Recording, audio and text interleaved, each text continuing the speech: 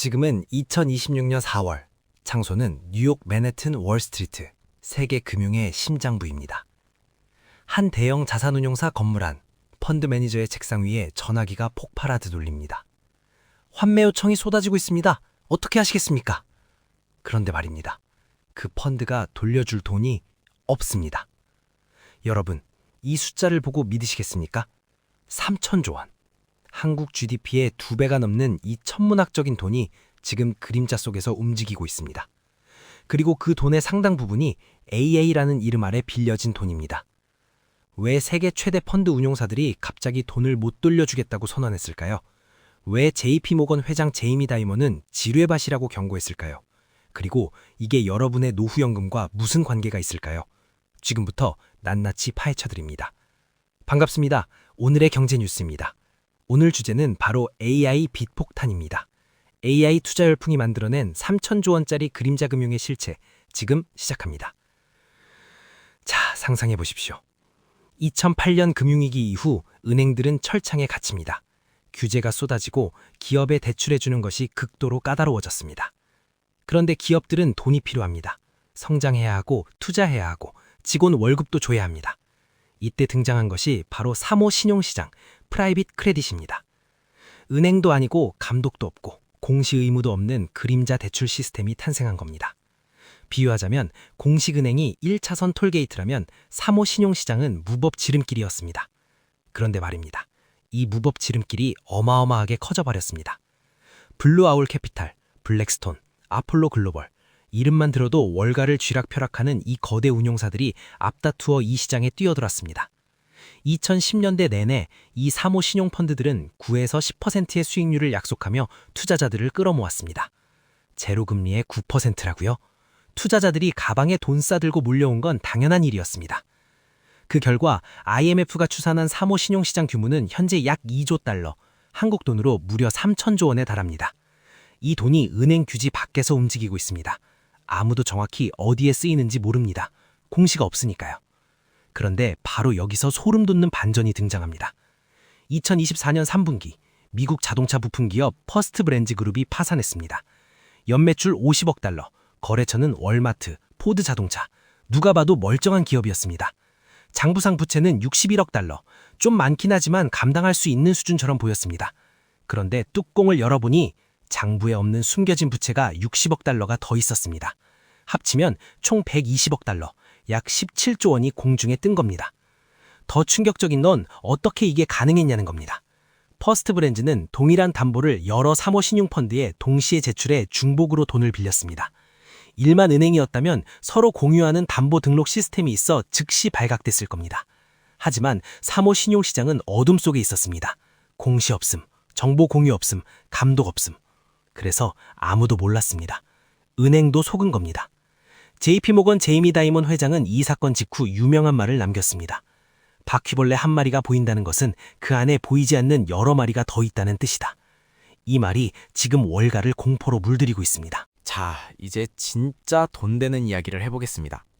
3호 신용펀드들이 가장 좋아한 투자처가 있었습니다. 바로 구독형 소프트웨어 기업, 사스 회사들입니다. 구독이란 건 한 번 가입하면 해지하기 전까지 매달 일정하게 현금이 흘러들어오는 구조입니다. 손해볼 일이 없는 장사였습니다. 소프트웨어 기업이 크면 클수록 더 많은 현금이 들어오니까요. 그래서 3호 신용펀드들은 이 사스 기업들에 경쟁적으로 돈을 빌려줬습니다. 무려 4,400억 달러 규모의 소프트웨어 기업 1,900여 곳이 이 3호 자금과 연결됩니다. 그런데 말입니다. AI가 등장했습니다. 지금 시장에서는 사스 포칼립스라는 단어가 퍼지고 있습니다. 사스와 종말을 뜻하는 아포칼립스를 합친 단어입니다. AI가 코딩을 너무 잘하게 되면서 기업들이 비싼 소프트웨어 구독을 해지하기 시작한 겁니다. AI가 공짜로 더 잘 만들어주는데 굳이 비싼 소프트웨어 써야 해? 라는 논리입니다.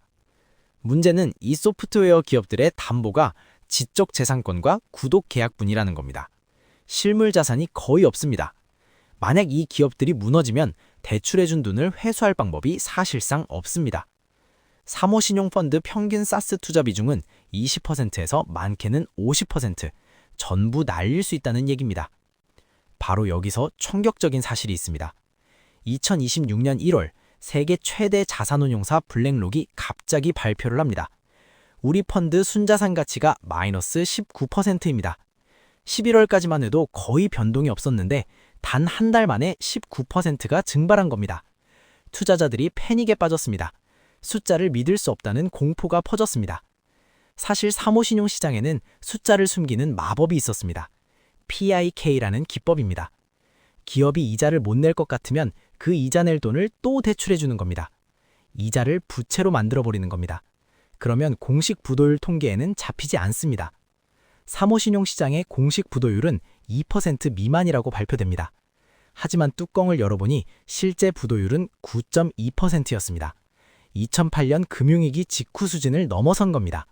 이 수치를 밝힌 건 글로벌 크레딧 헤지펀드 데이비드슨 캠프너였습니다. 그런데 분위기가 묘하게 바뀌기 시작했습니다. 이제 사모신용 시장에 또 다른 거대한 폭탄이 드러나기 시작했습니다. 바로 AI 데이터 센터 건설 자금입니다. 여러분, 구글, 마이크로소프트, 메타가 데이터 센터를 직접 짓는다고 생각하시죠? 천만에요. 이들은 특수 목적법인 SPV를 따로 만들어 그 법인이 데이터 센터를 짓고 빅테크는 임차린으로 들어갑니다. 왜? 부채가 회사 재무제표에 안 잡히니까요. 주가 관리입니다. 메타는 블루 아울 캐피탈과 손잡고 이런 방식으로 300억 달러를 조달했습니다. 장부에는 안 보이는 채무입니다. 파이낸셜 타임스 분석에 따르면 빅테크 4곳이 이렇게 숨긴 부채가 최소 1,200억 달러, 약 177조 원입니다. 그리고 UBS에 따르면 2025년 초 기준 기술기업이 사모펀드에서 차입한 총 금액은 4,500억 달러로 1년 만에 1,000억 달러가 늘었습니다. 이 돈이 은행 규제 밖에서 조용히 흘러가고 있습니다. 그렇다면 이게 우리에게 어떤 의미일까요? 사모신용 펀드들이 실제로 흔들리기 시작했습니다. 2026년 초 블루아울 캐피털이 폭탄 선언을 했습니다. OBDC2 펀드의 분기별 환매 제도를 영구 폐지합니다. 즉, 돈을 절대 돌려주지 않겠다는 겁니다. 이 소식이 퍼지자 투자자들이 다른 펀드로 몰려들었습니다. 아폴로, RS 매니지먼트. RS 매니지먼트 경우 무려 11.5%의 환매 신청이 한꺼번에 쏟아졌습니다. 펀드가 허용하는 최대치 5%의 2배가 넘습니다. 반도 못 돌려줬습니다. 이게 바로 펀드런입니다. 은행 뱅크런의 그림자 금융판입니다. 전 핌코 CEO 모하메드 엘 에리언은 이렇게 경고했습니다. 이건 2007년 베어스턴스 헤지펀드 2개 붕괴와 닮은 꼴이다. 금융위기의 서막과 같은 장면이다. 자, 이제 여러분의 지갑과 직결되는 핵심입니다. 이 위기가 단순히 월가 큰손들만의 문제가 아닌 이유가 있습니다. 블루아울 캐피털은 이미 회수 불능 대출을 자신들이 소유한 보험사에 팔아넘겼습니다. 대출 부실을 보험사로 전가한 겁니다. 그리고 그 보험사에는 일반 시민들의 연금 자금이 들어 있습니다. 실제로 AI 데이터 센터 투자 자금의 절반가량이 미국 은퇴자들의 연금에서 조달됐다는 월스트리트 저널 보도도 있습니다. 생명보험사들이 은퇴자금을 기술기업 채권 매입에 쏟아붓고 있다는 겁니다. 은행들도 2008년 이후 사모신용펀드에 간접 투자를 늘렸습니다. 이 거미줄 같은 연결고리가 끊어지면 충격이 어디까지 번질지 아무도 모릅니다. 하지만 여기서 충격적인 사실이 있습니다. 이건 꼭 위기가 아닐 수도 있습니다. 경제 전문가들 사이에서도 시각이 갈립니다. 위기론, 사모신용시장 위기가 은행, 보험, 증권 전반으로 확산될 것이다. 조정론, 이건 과열된 시장의 건강한 조정 과정이며 2008년 수중의 위기와는 다르다. 실제로 2008년 당시 금융회사들은 자본 대비 수십, 수백 배 레버리지를 일으켰습니다. 지금은 그 정도까지는 아닙니다. 은행 자산 규모도 사모신용시장 노출 규모보다 훨씬 큽니다. 빅테크들은 AI 경쟁 때문에 어떤 일이 있어도 투자를 계속합니다. 자금 조달 방법이 다양하니까요. 그렇다면 지금 우리가 해야 할 것은 무엇일까요? 워런 버핏의 말을 기억하십시오. 썰물이 와야 누가 옷을 벗고 수영했는지 드러난다. 지금이 그 썰물의 시작일 수 있습니다. 첫째, 높은 수익률만 보고 뛰어드는 투자는 위험합니다. 9에서 10% 수익률에는 반드시 숨겨진 위험이 있습니다. 둘째, 본인의 연금이나 보험이 어디에 투자되는지 반드시 확인하십시오. 셋째, 이 위기를 두려움으로만 볼 것이 아니라 진짜 실력 있는 기억을 싸게 살 기회로 볼 수도 있습니다. 부자와 평범한 사람의 차이는 행동의 속도가 아니라 공포 속에서도 냉정하게 판단하는 능력입니다. 오늘 여러분은 3천조 원짜리 그림자 금융의 실체를 보셨습니다. AI 붐이 만들어낸 빚의 거미줄이 지금 조금씩 흔들리고 있습니다. 이 위기가 진짜 제2의 리먼 사태로 번질지 아니면 건강한 조정으로 끝날지는 아무도 모릅니다. 하지만 한 가지는 분명합니다. 모르고 있으면 당하고 알고 있으면 기회를 잡습니다. 선택은 여러분의 몫입니다. 이 기회의 문이 열릴 때 가장 먼저 서 계셔야 합니다. 여러분, 지금 이 영상 어떻게 보셨나요?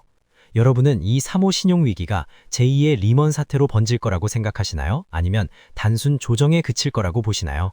댓글로 여러분의 생각을 남겨주세요. 구독과 좋아요는 이런 컨텐츠를 계속 만들 수 있는 힘이 됩니다. 감사합니다.